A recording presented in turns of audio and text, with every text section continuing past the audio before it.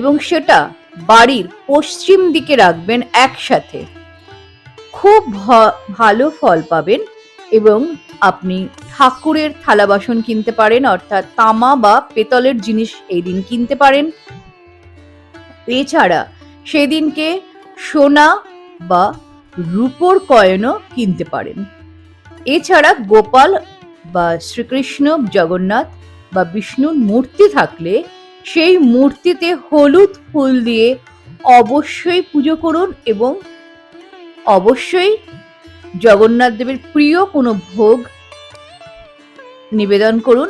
আমি আমার রান্নার চ্যানেলে অনেকগুলো ভিডিও দিয়েছি, রান্নার প্রসাদের ভিডিও, সেগুলি আপনারা ফলো করতে পারেন।